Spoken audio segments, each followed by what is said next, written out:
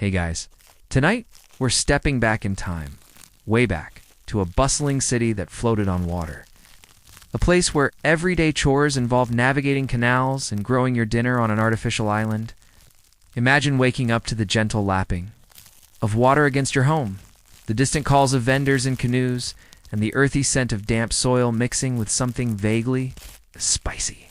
You're in Tenochtitlan, the heart of the Aztec Empire, and frankly, probably won't survive this experience for more than a day without a seriously good tour guide and a lot of bug spray. But don't worry, for tonight we're just going to ease into it, exploring the simple, fascinating rhythm of life in a place that defied all architectural common sense. So, before you get comfortable, take a moment to like the video and subscribe, but only if you genuinely enjoy what I do here.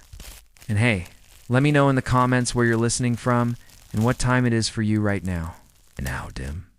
The lights maybe turn on a fan for that soft background hum. And let's ease into tonight's journey together. You feel the slight dampness of the reed. Mat beneath you as your eyes flutter open.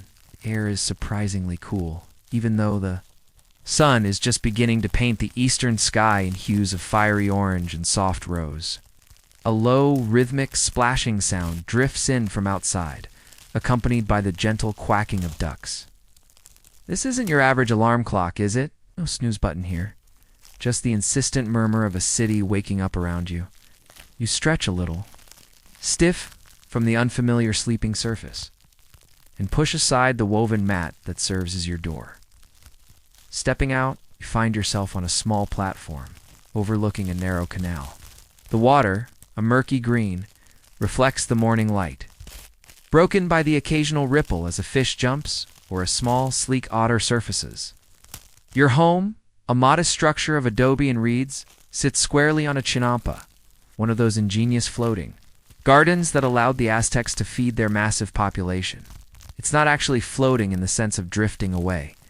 Think of it more like a massive anchored raft of interwoven reeds, mud, and decaying vegetation, painstakingly built up over generations from the lake bed. These islands were the agricultural marvels of their time, quite literally the breadbasket of Tenochtitlan. Historians still argue whether the scale of Chinampa agriculture could have truly sustained a city of hundreds of thousands without significant imports, but looking at the sheer industriousness all around you certainly feels plausible. The morning air carries a symphony of sounds, the chirping of insects, the distant thud of a pestle against a metate as someone grinds maize, and the low chatter of your neighbors already at work on their own chinampas. You can see them across the narrow waterway, figures bent over plots of vibrant green, pulling weeds or carefully tending to young seedlings. It's a testament to their ingenuity, turning a vast, shallow lake into fertile farmland. You probably wouldn't believe it if you hadn't just woken up in the middle of it. One quirky tidbit about these chinampas, some archaeological evidence, suggests that, in certain areas, the Aztecs even cultivated freshwater algae, like spirulina, on the surface of the canals as an additional food source. Talk about sustainable living. Though I'm not sure how a spirulina smoothie would go down with your average Aztec warrior.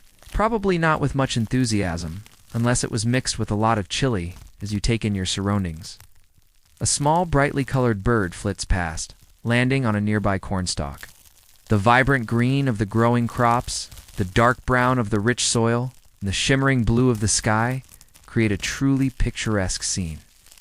Despite the slight underlying hum of a city that smells faintly of damp earth and wood smoke, you notice a small terracotta pot near the edge of your platform filled with blooming marigolds, not just for beauty, perhaps, but also used in rituals or as insect repellents.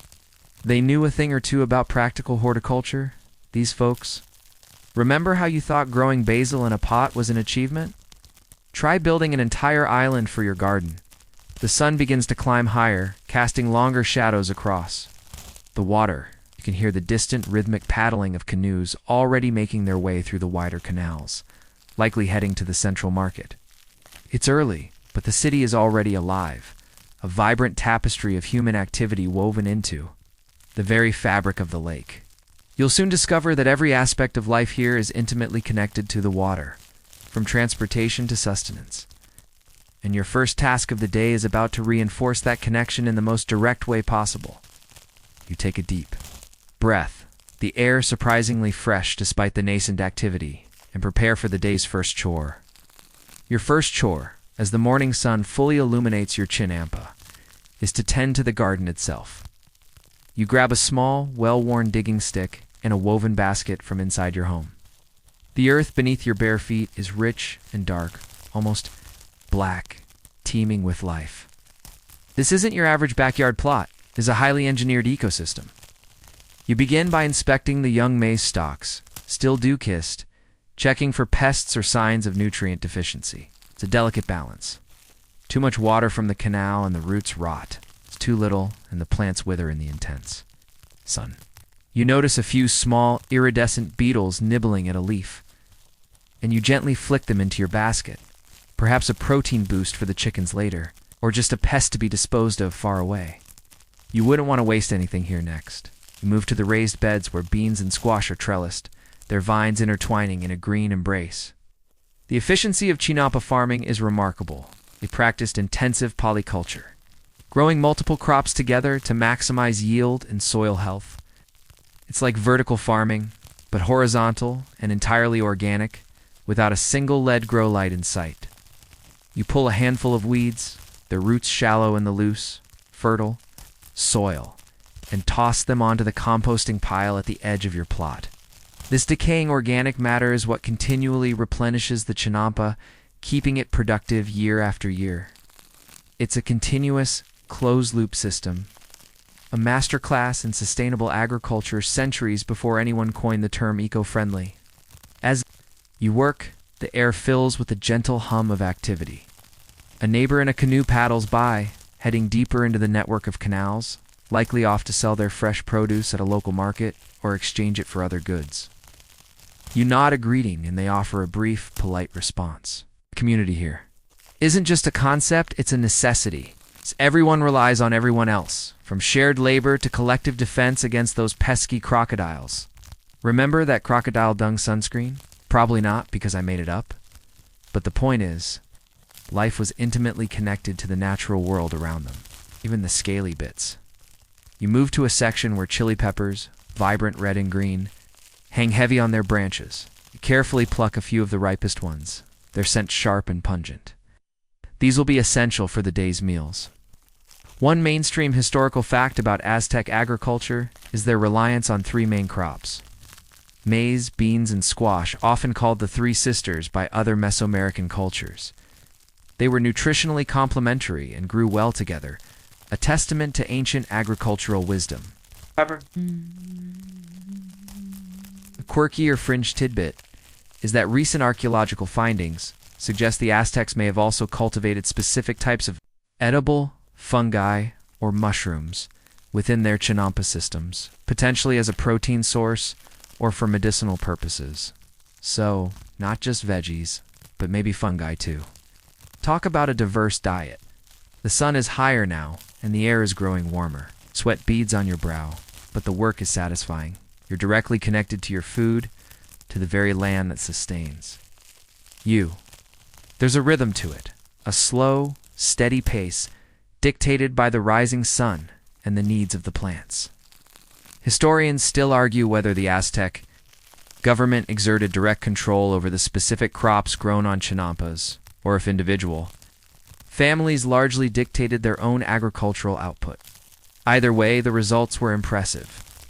A city of hundreds of thousands fed by these ingenious floating gardens. You pause for a moment, admiring the rows of healthy plants, the glint of water in the channels, and the distant silhouettes of the great temples rising from the city's center. It's a peaceful, productive start to the day. A world away from your usual morning routine of hitting the snooze button 5 times.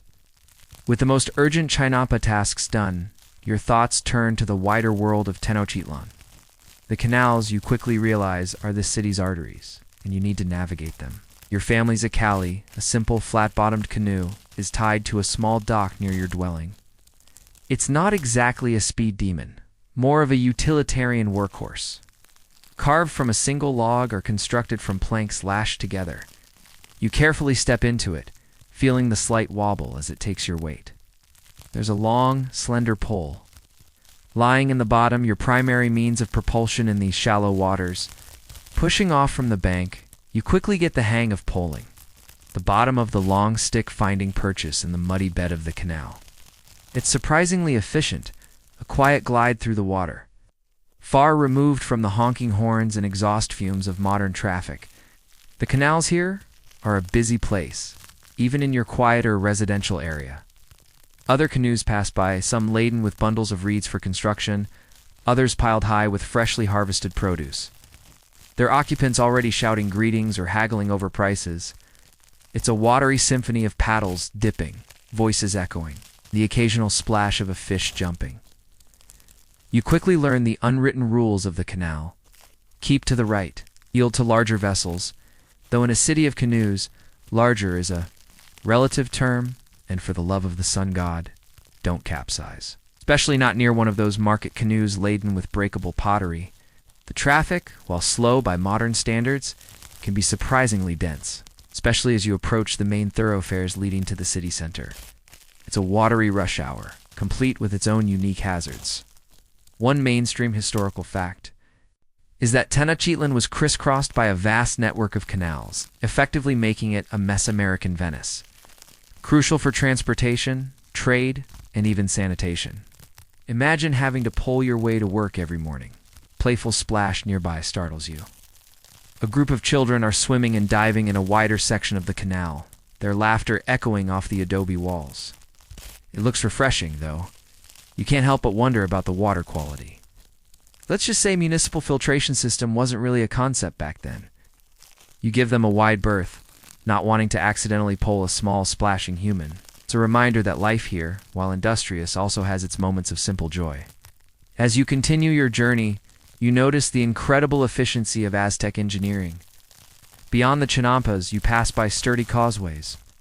Wide earthen roads built up from the lake bed, connecting the island city to the mainland. These causeways weren't just roads. They often had gaps with removable bridges, serving as defensive measures and allowing canoes to pass through. It's truly impressive, the scale of this watery metropolis. A quirky or fringe tidbit is that some historians believe the Aztecs may have even used floating barriers, made of reeds and logs to control the flow of water and manage waste in certain canals, acting as rudimentary filters or containment systems. So, while not a modern sewage plant, you certainly put some thought into their aquatic urban planning. The air begins to carry new scents as you near a more central area. The earthy smell of damp reeds, mixed with the sweeter aroma of copal. Incense, a hint of cooking food, and something else, less pleasant, that you decide not to dwell on. You see more people now. Some walking along the edges of the canals on narrow pathways. Others simply waiting for a canoe to pass. Perhaps to hitch a ride or two cross on one of the smaller makeshift bridges. The sounds become more varied too. The distant thrum of drums, the reedy notes of a flute, and the rising murmur of hundreds of voices. You spot a larger canoe, piled high with bundles of vivid turquoise feathers, likely destined for an elite craftsman creating elaborate feathered mosaics. It's a reminder that this isn't just a city of farmers. It's a hub of skilled artisans and complex trade. Historians still argue whether the Aztec market system was truly a free market or if it was heavily controlled by the state and elite merchants. Either way, the sheer volume and variety of goods moving through these waterways points to a sophisticated economic network. You give a little push with your pole, guiding your Akali around a small cluster of reeds, and prepare yourself for the next leg of your journey into the heart of Tenochtitlan. Market awaits, and with it, a whole new level of sensory immersion. As your canoe glides further along the main canal, the distant murmur grows into a cacophony of sound. A vibrant hum that signals your approach to Tlatelolco, Tenochtitlan's colossal marketplace. You can already see the dense cluster of people, moving like ants on the vast open plaza beyond the canal banks. This isn't just a place to buy corn. It's the economic heartbeat of the entire empire, drawing merchants and goods from across Mesoamerica. You secure your canoe at one of the many designated mooring spots, tying it to a sturdy wooden post alongside dozens of others. A watery parking lot of sorts. Stepping onto the solid ground of the plaza, you're immediately swallowed by the throng. The air is thick with 1,000 different scents. The earthy aroma of freshly ground cacao beans, the sweet perfume of tropical fruits, the pungent tempts of dried fish, an underlying smoky note from countless cooking fires. It's an assault on the senses, but in the most exhilarating way possible. Everywhere you look, there's something new to behold. People move with purpose, weaving through the aisles, their voices rising and falling in a rhythmic chant of prices. In haggles, you pass by stalls laden with gleaming obsidian blades, their edges sharper than any modern steel. A craftsman carefully chips away at a block of the volcanic glass, creating a perfect point for an arrow.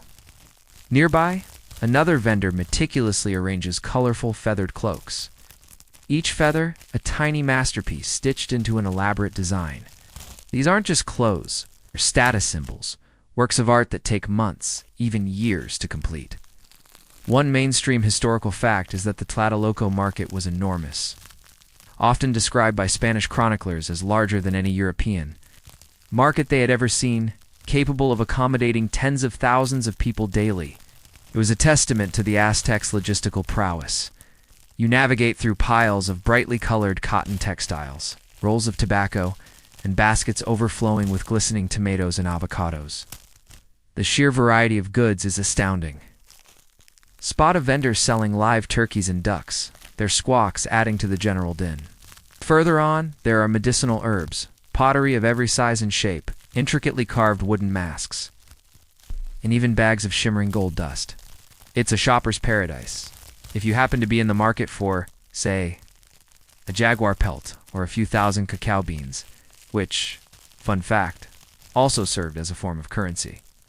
You realize your modern wallet would be useless here. Muttering is king. Or you'd need a significant stash of those precious cacao beans to get by. A quirky or fringe tidbit about the market is the presence of special judges or market officials. It's often hidden among the crowd who were tasked with ensuring fair trade.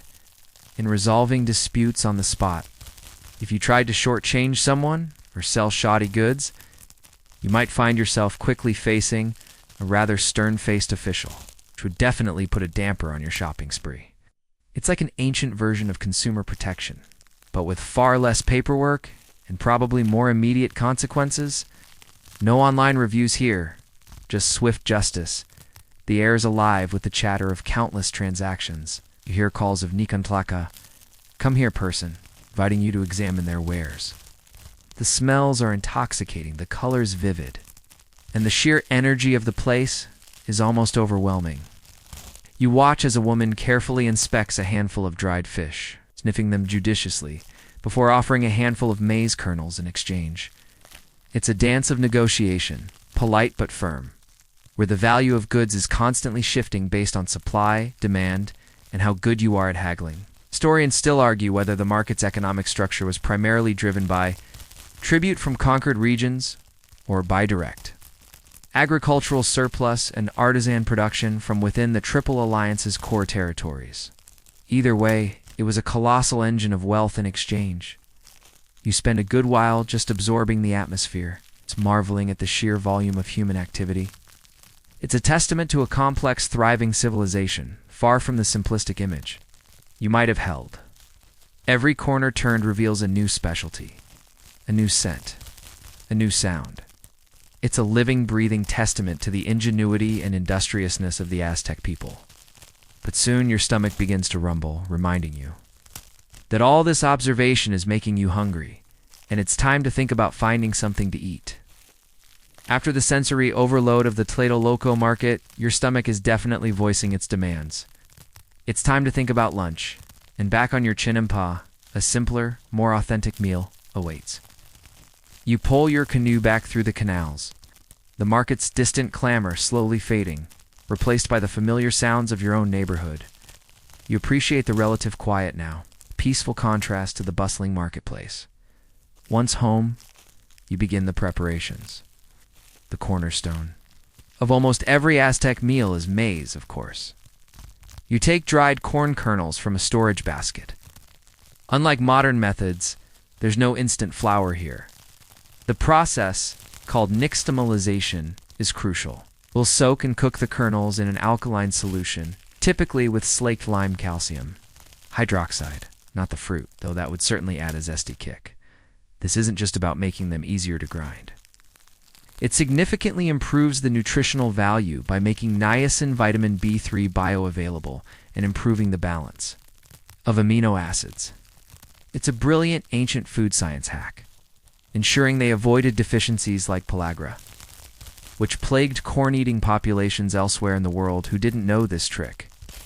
After nixtamalization, the softened kernels are rinsed and then painstakingly ground on a matate, a volcanic stone grinding slab using a hand stone. It's a rhythmic, somewhat meditative process. The coarse grit of the stone against the corn, creating a soft, mealy paste, the masa.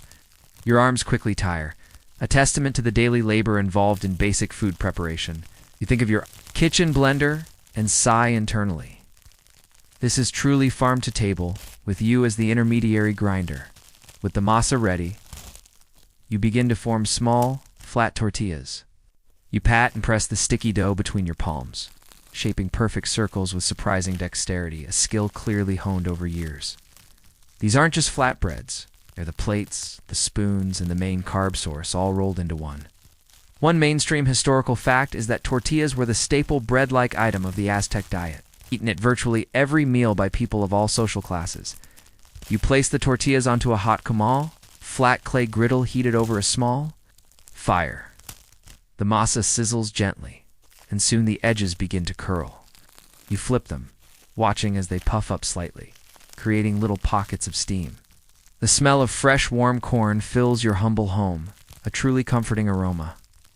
While they cook, you prepare a simple accompanying dish. You crush some of those chili peppers you harvested earlier with a little water and salt to make a basic salsa. You also slice a ripe avocado, its creamy green flesh, a perfect complement to the spicy salsa. A quirky or fringe tidbit about Aztec food is their adventurousness with insects. While not on your menu today, grasshoppers, chapulins, ant, eggs, Eskimos, and even certain types of worms were considered delicacies and important protein sources.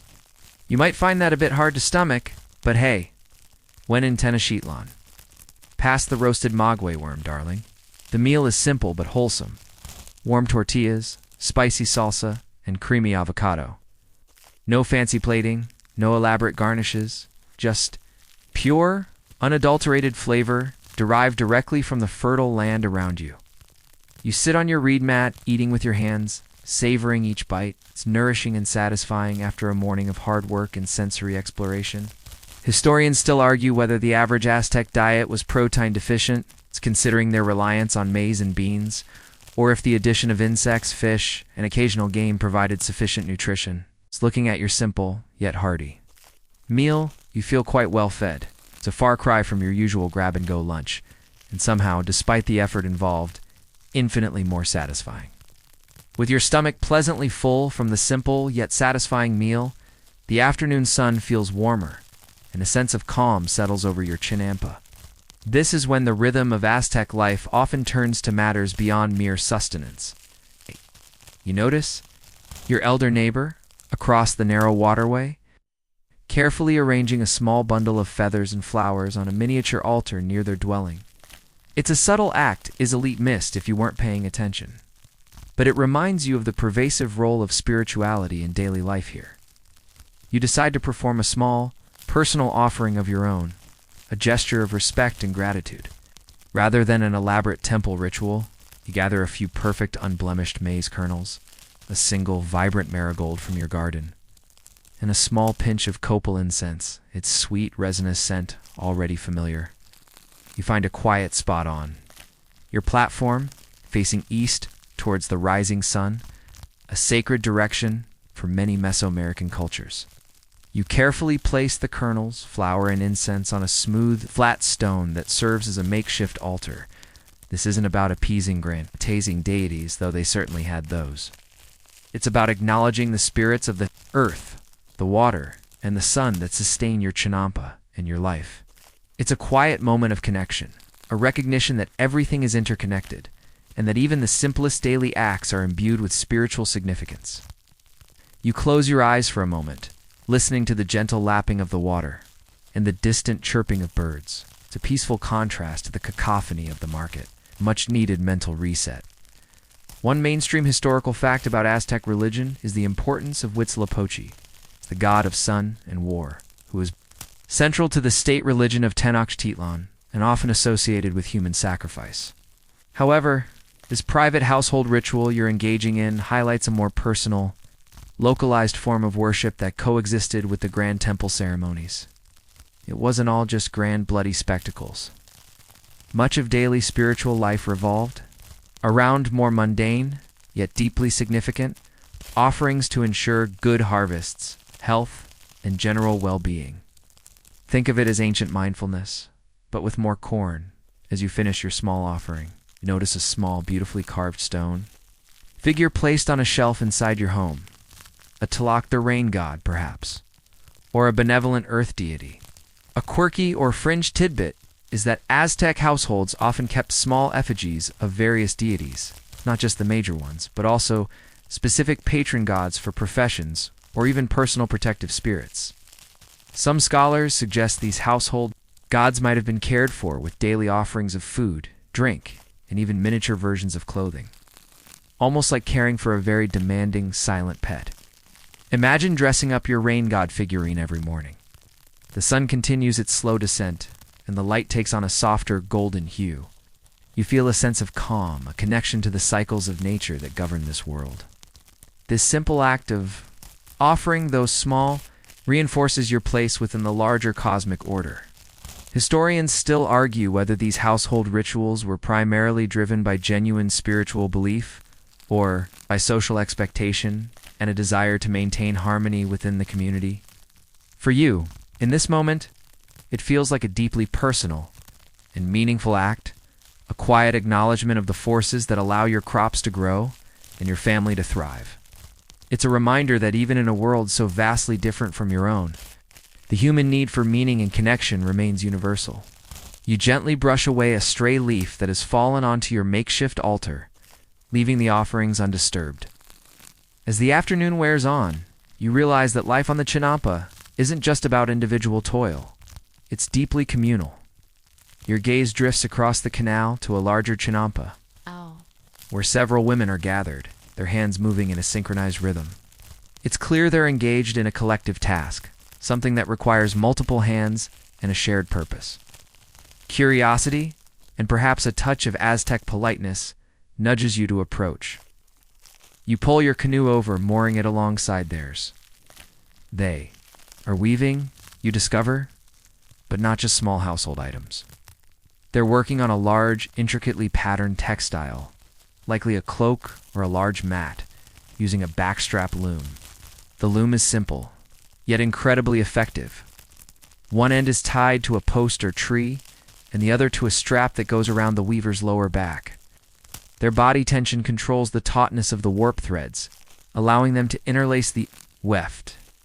It looks both strenuous and meditative, a slow dance of hands and thread. One mainstream historical fact is that textile production was a highly developed and respected craft in Aztec society. With cotton, maguey fibers, and rabbit fur being common materials, guest fine textiles were often used as tribute payments, currency, and indicators of social status. You are invited to join, and though your modern hands are clumsy, you try to follow their lead. They patiently show you how to pass the shuttle, how to pack down the threads, how to maintain the tension. The conversation is gentle, interspersed with soft laughter and the rhythmic clack of the loom. They discuss family matters, the days, harvest, and perhaps the latest gossip from the market. Some things, it seems, are universal across time and culture.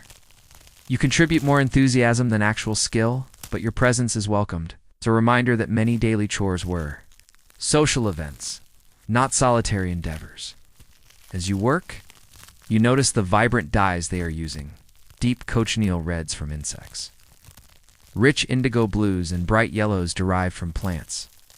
The colors are incredibly vivid, a testament to their advanced knowledge of natural dyes. A quirky or fringe tidbit is that the Aztecs sometimes used fermented urine as a mordant in their dyeing process, to help the colors adhere better to the fabric. So, while beautiful, maybe don't get too close for a sniff test, unless you're into that kind of thing. It certainly adds a new dimension to the phrase natural dyes. The air is warm and still, punctuated only by the sounds of the loom and the soft murmur of voices. You feel a sense of belonging, of being part of something larger than yourself. This communal activity isn't just about producing goods. It's about strengthening social bonds, sharing knowledge, and reinforcing the fabric of the community itself. It's a stark contrast to the often isolated nature of modern work. Here, your contribution, no matter how small or clumsy, is valued. Historians still argue whether the division of labor in Aztec society was strictly gendered, with women solely responsible for weaving and men for agriculture, or if there was more flexibility depending on household needs. However, observing this scene, it's clear that weaving was a significant part of women's daily lives and a crucial economic activity. As the sun dips lower, casting long shadows across the canal, you reluctantly excuse yourself, your hands now a little sore but your spirit lighter from the shared experience. You paddle back to your chinampa, carrying with you the lingering scent of cotton and the quiet satisfaction of having contributed, however humbly, to the day's communal effort. As evening approaches, a different kind of energy emerges in the community, the boundless energy of children.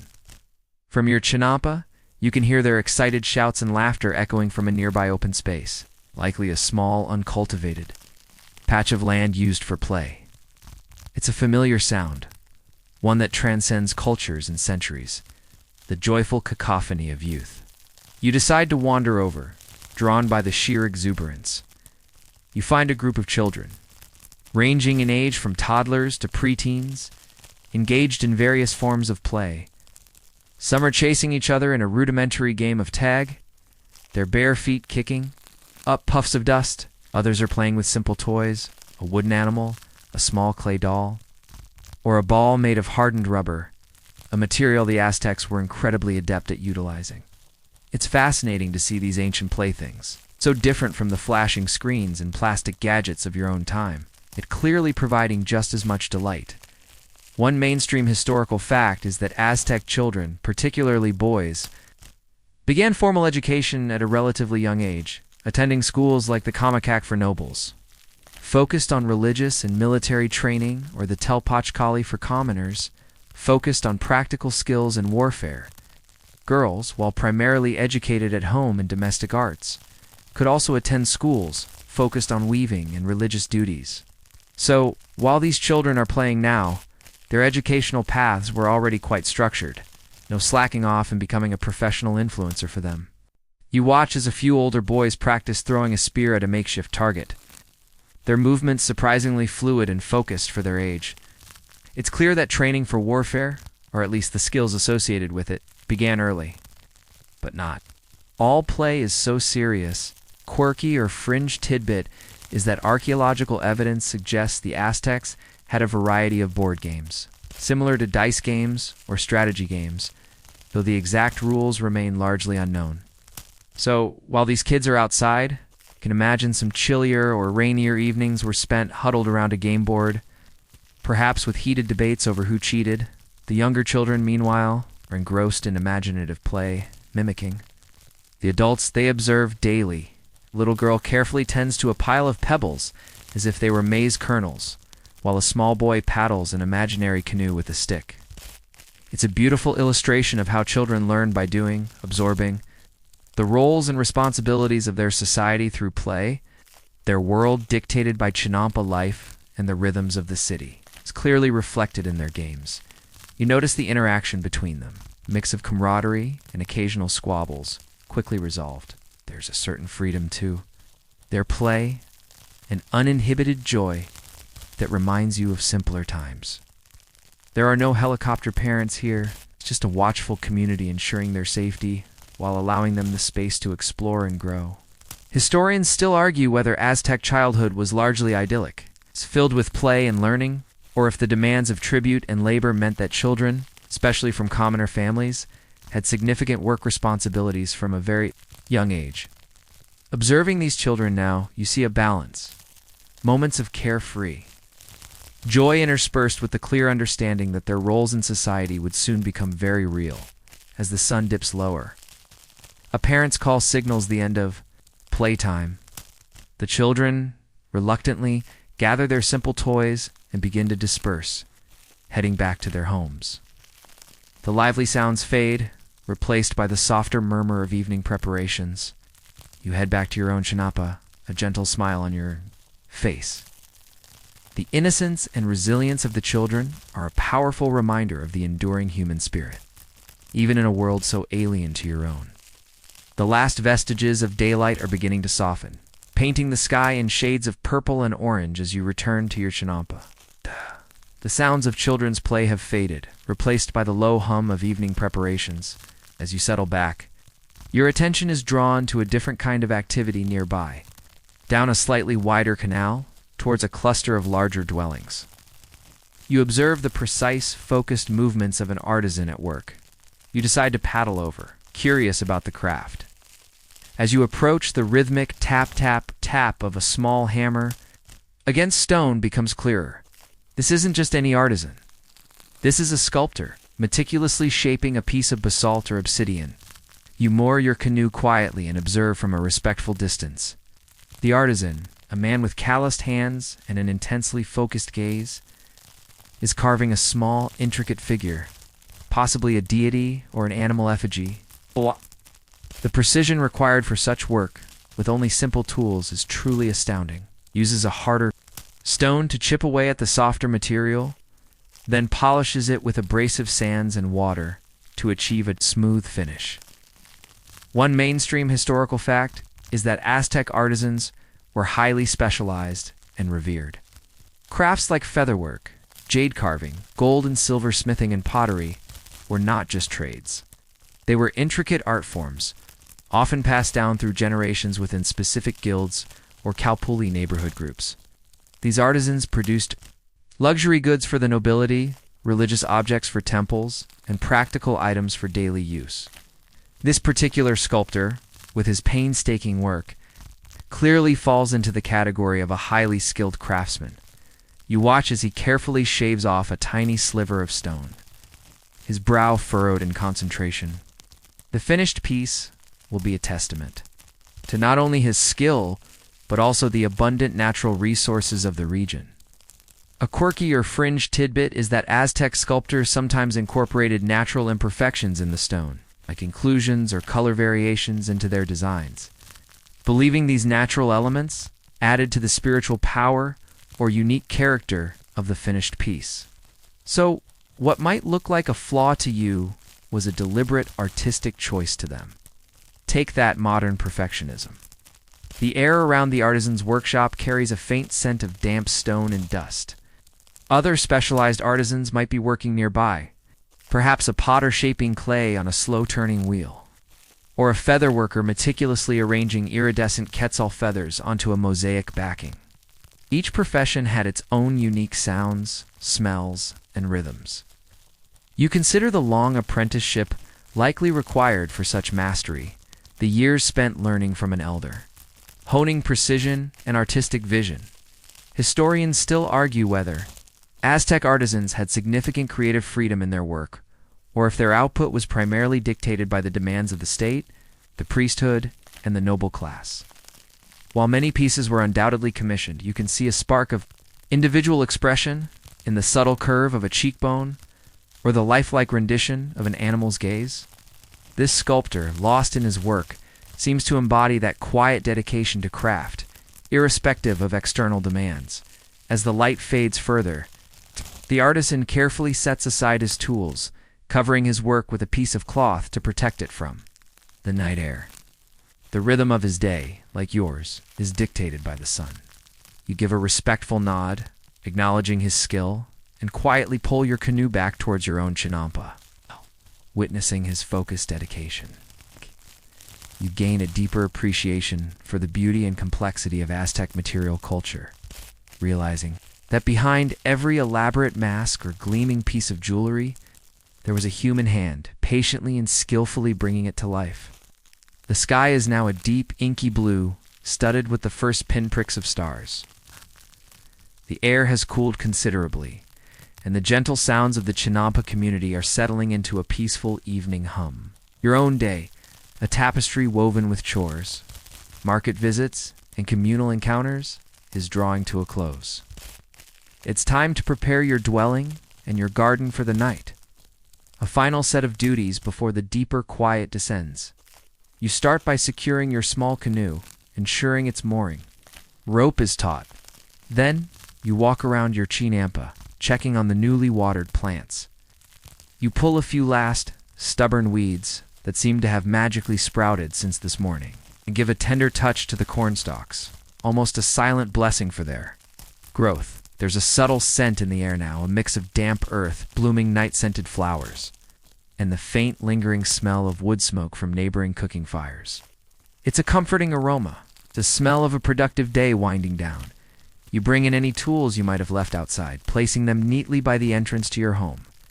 Organization is key in a small space, especially when tools are valuable and hard-earned. You light a small, flickering copal torch at your doorway, not just for light, but also perhaps to deter unwanted nocturnal visitors, both the creepy crawly kind and any less than scrupulous humankind. The warm, flickering light casts dancing shadows on the reed walls, making your humble dwelling feel cozy and secure. One mainstream historical fact is that Aztec homes, particularly for commoners, were generally modest single-room structures, made of adobe reeds, or sometimes stone with reed or thatched roofs. They were designed for practicality, focusing on shelter and warmth rather than elaborate comfort. Your own home, while simple, feels perfectly suited to its purpose here on the watery garden. As you sit by the entrance, enjoying the cool evening air, you reflect on the day. The sheer physical labor involved in daily life here is undeniable. From pulling a canoe for miles to grinding maize by hand, it's a constant engagement with your environment. You appreciate the quiet industriousness of the Aztec people, their ingenuity in transforming a lake into a thriving metropolis.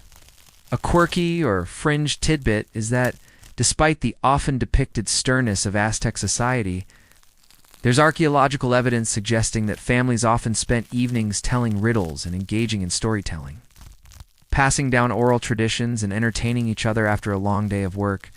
So, perhaps a bit like an ancient podcast, but with more firelight and fewer ads. The sounds of the night begin to assert themselves, the chirping of crickets, the croaking of frogs from the canals, and the distant hoot of an owl. The city, though still alive, has quieted significantly.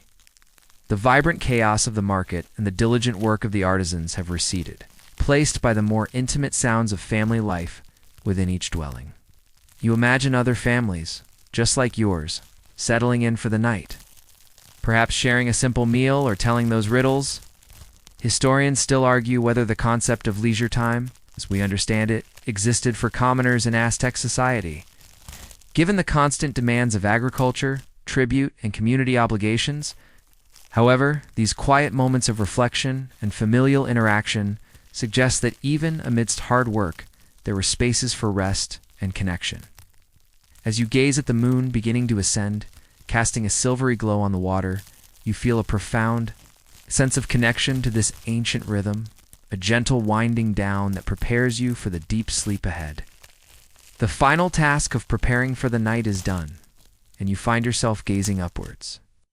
The night sky above Tenochtitlan is a breathtaking spectacle. Without the pervasive light pollution of your modern world, the stars blaze with an intensity you've rarely witnessed. It's the Milky Way, a shimmering band of cosmic dust and light, stretches across the dark canvas, a celestial river mirroring the canals below. It's impossible not to feel a sense of awe, a profound smallness in the face of such vastness. For the Aztecs, the night sky was far more than just a pretty backdrop. It was a living, breathing calendar, a sacred text, and a guide for their earthly existence. They were keen astronomers, meticulously observing the movements of the sun, moon, planets, and stars. You can almost feel their ancient eyes looking up at the very same celestial patterns, interpreting their meaning, predicting cycles, and weaving them into their intricate cosmology. One mainstream historical fact is that the Aztecs, like many Mesoamerican cultures, had a sophisticated understanding of astronomy, which was inextricably linked to their religion and calendar systems. They tracked planetary cycles, predicted eclipses, and used their astronomical observations to determine the most auspicious times for ceremonies, planting, and warfare. They knew their way around the cosmos better than you know your own neighborhood. You try to pick out familiar constellations, but they look different from this vantage point. Or perhaps your mind isn't calibrated to the Aztec way of seeing the heavens. They had their own names for the star groups, their own myths woven into the fabric of the night. You imagine their priests, perched atop the great temples, spending countless hours meticulously charting the celestial movements, their lives dedicated to understanding the divine order reflected above. A quirky or fringe tidbit is that some scholars believe the Aztec concept of the underworld, Mictlan, had astronomical parallels, and with certain constellations or celestial paths representing the journey of souls through the different levels of the afterlife. So, when they looked up, they weren't just seeing stars. They were seeing the very path their ancestors might be treading in the great beyond. It gives stargazing a whole new, slightly more existential meaning. The air is still and cool, carrying only the faint, distant sounds of the city's slumber. The croaking of frogs from the canals seems louder now, a nocturnal chorus. You might even hear the occasional rustle of reeds as a small creature moves through the darkness. It's a primal, quiet, punctuated by the silent, majestic march of the stars across the sky. Historians still argue whether the accuracy of Aztec astronomical predictions, particularly regarding the Venus cycle, is due to purely empirical observation over generations, or if it also incorporated older, inherited knowledge from previous Mesoamerican civilizations like the Maya. Regardless, their understanding was remarkable, considering they did it all without telescopes or complex mathematical instruments as we know them. Their naked eye observations were astonishingly precise. As you continue to gaze, the sheer scale of the cosmos, combined with the profound human effort to understand and interpret it, washes over you. It's a reminder that even in a world without electric light, without instant information, humanity's drive to comprehend its place in the universe has always been present. The stars seem to twinkle a little brighter tonight, sharing their ancient secrets with you. You finally draw a deep breath of the cool night air. It's a scent of damp earth and the distant memory of copal incense filling your lungs. And know that it's time to seek your own slumber beneath this magnificent ancient sky. You finally step back inside your humble dwelling, the cool night air replaced by the slightly warmer, enclosed space. The light from your small copal torch casts dancing shadows on the reed walls, creating a cozy, almost womb-like atmosphere. You spread out your reed mat again, perhaps adjusting a woven blanket made from maguey fibers, and prepare to settle down for the night. The day has been long, filled with new experiences, and your body, accustomed to a different pace of life, welcomes the chance to rest as you lie down. The sounds of the Chinampa community are muted now, a distant, gentle symphony of night. You hear the occasional splash from the canal, the rustle of wind through the cornstalks outside, and the persistent croaking of frogs. These are the ambient sounds of an Aztec floating garden at night, a natural white noise that invites sleep. You close your eyes, and fragments of the day begin to drift through your mind. Vivid and tangible, you recall the rich, dark soil of your chinampa, feeling the texture of it beneath your fingertips as you tended the maize. You can almost smell the pungent chilies and the earthy aroma of fresh tortillas cooking on the comal. The vibrant chaos of the Tlatelolco market replays itself, the shouts of the vendors, the kaleidoscope of colors from textiles and feathers. The sheer energy of thousands of people bartering and trading, it's a stark contrast to the quiet intimacy of the communal weaving, the shared laughter, and the steady rhythm of the loom. One mainstream historical fact is that Aztec sleep patterns likely differed from modern Western norms, with people often sleeping in 2 shifts bimodal sleep, involving an early evening sleep, a period of wakefulness for household tasks or social interaction, and then another sleep period until dawn. While you might be aiming for a single, long stretch of sleep, the quiet hum of the night here certainly feels conducive to a deep rest whenever it comes. Your mind drifts to the children's joyful shouts, their innocent play, a vibrant counterpoint to the more serious adult world. Then, the focused dedication of the artisan, his hands skillfully shaping stone, a reminder of the craftsmanship that defines so much of Aztec culture. And finally, the awe-inspiring majesty of the night sky, its constellations like silent guardians, guiding the Aztec world. You remember thinking about those dreams of jade, a precious stone highly revered by the Aztecs, often associated with water, fertility, and life itself. Perhaps tonight, your own dreams will be filled with the shimmering green of jade, or the vibrant hues of quetzal feathers. A quirky or fringe tidbit is that the Aztecs had a concept of soul stuff or vital force, tonali, which was believed to reside primarily in the head and was vulnerable during sleep. Certain rituals were performed to protect one's tonali while sleeping, perhaps involving specific herbs or a careful positioning of the body. So you're not just sleeping, you're safeguarding your very essence. No pressure, right? The air inside. Your dwelling is still comfortable, and the flickering torch casts its gentle light. You pull the blanket a little higher, feeling the soft texture of the woven fibers against your skin.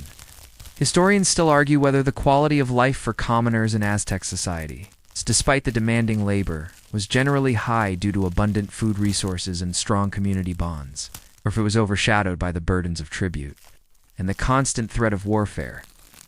For tonight, as you drift towards sleep, your experience feels largely peaceful, a testament to the quiet dignity of their daily existence. The rhythmic sounds of the night cradle you, pulling you deeper into slumber, your mind filled with the vivid echoes of an ancient world. As you drift deeper into sleep, the rhythmic sounds of the chinampa, the gentle lapping of water, and the distant chirping of crickets begin to merge with your thoughts. You recall the cyclical nature of the day you've just experienced. The sunrise work, the market, the evening's quiet. This sense of cycle and repetition wasn't just a daily reality, it was deeply ingrained in the very structure of Aztec understanding of time, particularly through their intricate calendar systems. The Aztec calendar was a marvel of pre-Columbian engineering. It's far more sophisticated than simply tracking days and months. It was actually two interlocking cycles. You probably remember from some long-forgotten history lesson that mainstream fact, the Aztecs primarily used to main calendar systems the Xupohualli, a 365-day solar calendar used for agricultural and ritual cycles, and the Tonopaluli, a 260-day sacred calendar used for divinatory purposes and determining auspicious days. These two wheels, like cosmic gears, meshed together, creating a larger cycle of 52 years, at the end of which the world was believed to be particularly vulnerable. Talk about high stakes for your calendar. As you lie there, you can almost feel the influence of these cycles on your own experience. The sun's path across the sky dictates your chores, the planting and harvesting on your chinampa. The sacred calendar, though not overtly present in your everyday physical tasks, subtly shapes the rhythm of the community, influencing festivals, naming ceremonies, and perhaps even when people choose to embark on a journey or make an important decision. It's like living inside a giant ancient clock where every moment has a specific resonance. A quirky or fringe tidbit about the Aztec calendar is the concept of daykeepers, or specialized priests, who were trained from a young age. To interpret the Tonopahuli, they would consult these calendars to advise individuals on the best day for marriage, travel, or even haircuts, based on the specific energies associated with each design. Imagine having to consult an expert just to figure out a good day for a trim. The day to house under the sign of water is quite auspicious for a fresh cut, but avoid for rabbit unless you want bad hair days for a year. It truly permeated every aspect of life. The concept of time here is not linear, rushing from past to future. Instead, it feels cyclical, a perpetual return. Events don't just happen. They return on specific days, imbued with the same qualities as their previous occurrences. It creates a profound sense of continuity, but also a certain fatalism, as if destiny is woven into the very fabric of the calendar. You feel this as you drift towards deeper sleep, a sense of belonging to an ancient, unfolding pattern. Historians still argue whether the Aztec calendar systems were developed entirely independently, or if they built upon and refined earlier Mesoamerican calendrical knowledge from civilizations like the Olmec or Zapotec. Regardless, the Aztecs made it their own, integrating it seamlessly into their unique worldview and societal structure.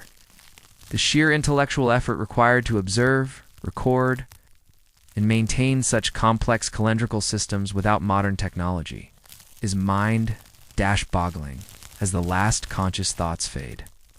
You envision the two great calendar wheels, silently turning, dictating the dance of days, weeks, and years. We're a small part of that immense ancient rhythm, a tiny cog in the grand machinery of Aztec time. The knowledge of tomorrow's chores, the market, the interactions, all feel preordained. Part of a larger, comforting cycle that is repeated for generations. The calendar isn't just a way to measure time, it's a way to understand the universe. And tonight, it guides you into the timeless realm of dreams. As you sink deeper into the realm between wakefulness and sleep, your individual Chinampa life begins to expand in your mind, becoming part of a much grander tapestry. You've experienced the daily rhythms of one small floating garden, but Tenochtitlan. The city you inhabit is not merely a collection of individual homes and markets. It's the beating heart of a formidable entity, the Aztec Triple Alliance. This wasn't a singular empire in the European sense, but rather a powerful political and military coalition. One mainstream historical fact is that the Aztec Triple Alliance was formed by the cities of Tenochtitlan, the dominant power, Texcoco, and Tlacopan, who collectively controlled a vast territory through military conquest and a sophisticated tribute system. From your humble Chinampa, you might not directly interact with high-level diplomacy. The effects of this expansive power are woven into your daily life. You recall the immense variety of goods at the Tlatelolco market: exotic feathers, precious, jade, gleaming obsidian, cacao beans, and even gold dust. These weren't all locally produced. Many arrived as tribute from conquered provinces, funneled through the vast network controlled by the Alliance.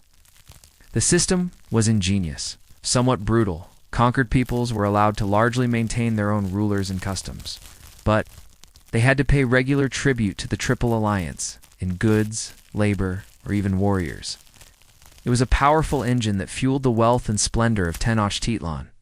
A quirky or fringe tidbit is that the Aztec Triple Alliance sometimes sent out groups of Pachtica long-distance merchants who also acted as spies, gathering intelligence on rival cities and potential new conquests. So, while you were bartering for peppers at the market, some unassuming merchant might have just returned from a covert mission deep in enemy territory, laden not just with goods, but with vital strategic information. It adds a whole new layer to shopping local, doesn't it? You feel the presence of this larger political entity in the very air, in the organized flow of goods, in the occasional sight of uniformed warriors passing through the canals, perhaps on their way to a distant campaign. The city itself, with its monumental temples and carefully planned causeways, speaks of a centralized power, a collective will that orchestrated such grand feats of engineering and administration. Historians still argue whether the expansion of the Aztec Triple Alliance was primarily driven by economic motivations, the desire for tribute and trade routes, or by religious ideology, the need for sacrificial victims to appease the gods.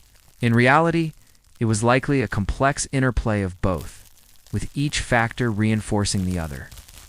The vastness of the empire, stretching from coast to coast in some areas, allowed Tenochtitlan to flourish, drawing resources and knowledge from diverse regions.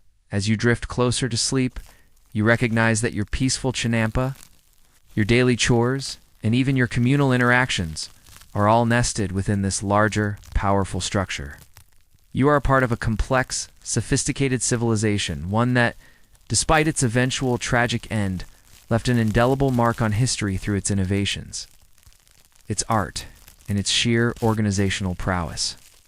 The whispers of the empire, though silent, now are carried on the gentle breeze across the water, a subtle reminder of the vast world that existed beyond your little floating garden. You are not just a person on a chinampa. You are a citizen of one of the greatest empires of the ancient Americas.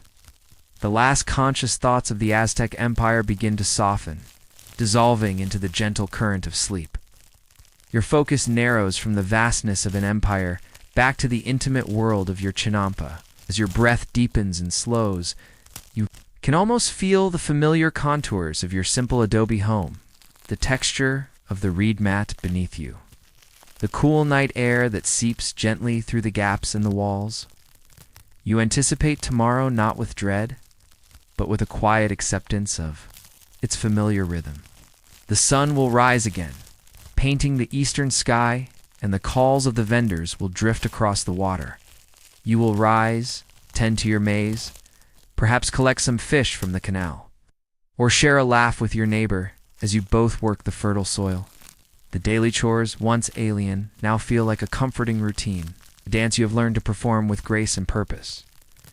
There's a gentle satisfaction in this anticipation.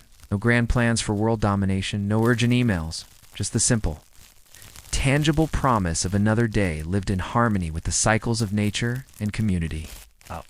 You'll grind more maize for tortillas, watch the children play, and perhaps even exchange some knowing glances with the market judges, appreciating their dedication to fair trade. The scent of copal incense, the taste of chili, the feel of rich, damp earth, grounding you in this ancient world, the whispers of the empire, the vastness of the calendar, the complexity of Aztec society, fade into the background, replaced by the immediacy of your own small existence.